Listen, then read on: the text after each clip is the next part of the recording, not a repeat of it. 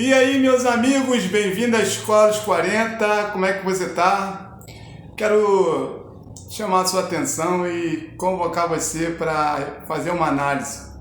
Vou postar daqui a pouco, alguns minutos após a minha fala aqui, um vídeo sobre a lei que está querendo ser implantada no Brasil.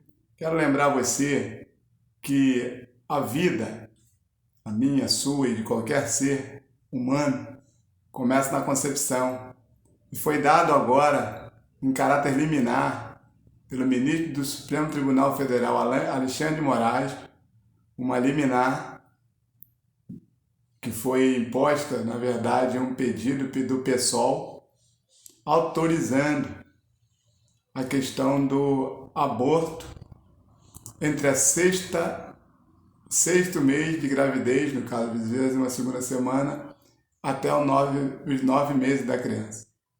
Por que isso é importante? Primeiro, ninguém tem direito a acabar com a vida de ninguém. E o que é preocupante? Porque a preocupação maior é que toda vez que abrimos alguma legalidade para a destruição humana, automaticamente entristecemos o coração de Deus. Significa que a ira de Deus, ela vem sobre aquela nação.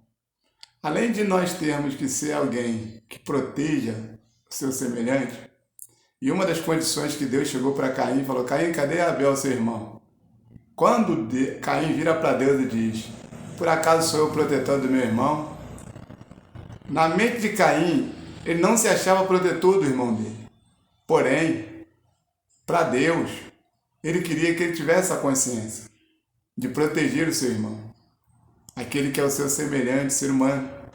Somente o Salmo 139, versículo 15 e 16, diz que antes mesmo de nós nascermos, de formarmos como um embrião, o Senhor já tinha escrito a sua história, a nossa história no seu livro.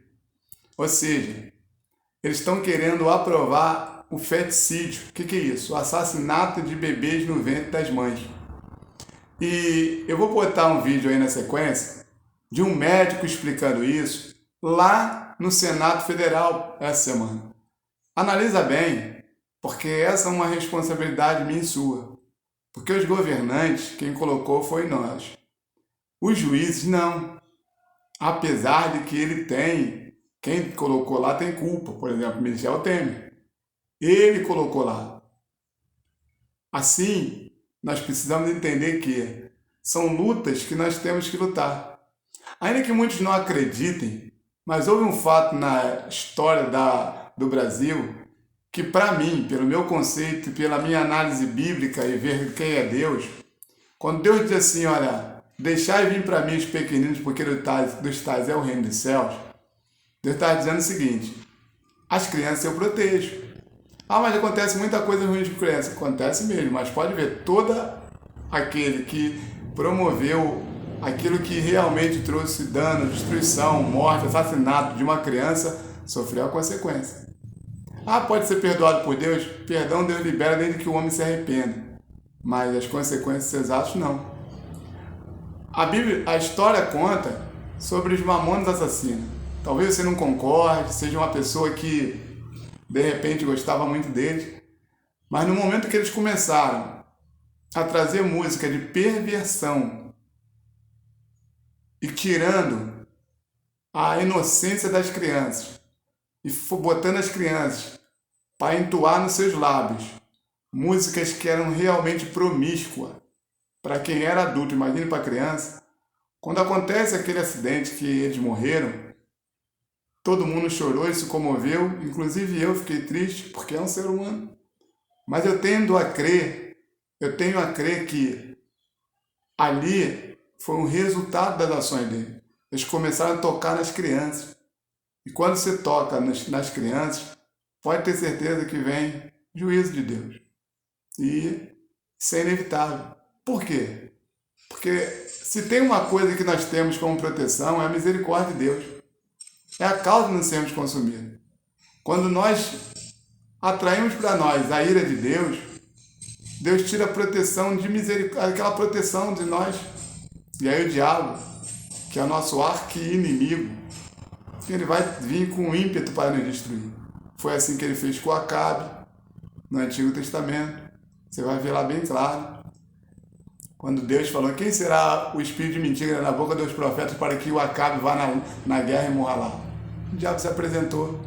Foi assim na vida de Jó. Quando Deus falou, toca nele, ele automaticamente saiu para tocar. O que eu quero dizer com isso? O problema é que quando os governantes, os poderosos, fazem leis como essa, a ira de Deus vem sobre a humanidade, sobre a população daquele país. Ou seja, não é só nós, só eles que vão pagar. Até mesmo quem não fez, paga também por causa da ira de Deus, porque nós permitimos. Então, você tem o dever e a obrigação de entrar em contato com o teu deputado, com o teu senador e falar isso na igreja, falar isso no bairro, para que isso seja realmente detido. Porque ele deu, o Alexandre de Moraes, ele deu uma liminar. O que significa isso? Ele antecipou um voto para que aquilo que eles estão pedindo do pessoal seja aprovado. Mas isso ainda vai ser votado na segunda turma. E é aí que entra o peso. Porque se for votado, tem que ser derrubado. É claro que o Supremo não deveria legislar, que fique bem claro. Mas infelizmente o Brasil está de cabeça para baixo. Como diz Abacuque, a lei é frouxa, o juízo é pervertido, o ímpio cerca o justo e não há ninguém que faça bem. Diante dessa explicação, eu quero mostrar para você o vídeo, para você entender o que eu estou falando em essência. Um médico falando. Observa aí. Presidente, atenção, senhores congressistas. Eu, como médico, cirurgião pediátrico, eu e minha equipe, nós somos referência na separação de gêmeos siameses. E eu, com toda a propriedade, eu venho aqui mostrar para vocês o que é uma cistolia fetal. Um processo que foi suspenso pelo Supremo Tribunal de uma resolução do Conselho Federal de Medicina que proíbe a cistolia fetal. Ou seja, você pega cloreto de potássio, pega outra substância, lidocaína, entra através de um exame de ultrassonografia para você provocar um feticídio, que é isso aqui, ó. Isso aqui é o abdômen de uma mulher grávida de 6, 7, 8, 9 meses. Então eu vou tirar aqui a parede abdominal, onde vocês podem ver o feto já encaixado, a placenta e o cordão umbilical. E o médico, através desse exame de ultrassom, com essa substância, ele vai provocar o quê? Uma crueldade, um processo extremamente doloroso e de tortura no feto. Vai injetar isso aqui, ó, com essa agulha desse tamanho, exatamente no coração da criança. Desse modelo aqui. E essa criança vai a óbito intraútero, para que depois possa se fazer o aborto. Nós, como médicos, todos aqui reunidos, não podemos permitir isso, que uma criança desse tamanho, de 8 a 9 meses de idade, seja sacrificada intraútero.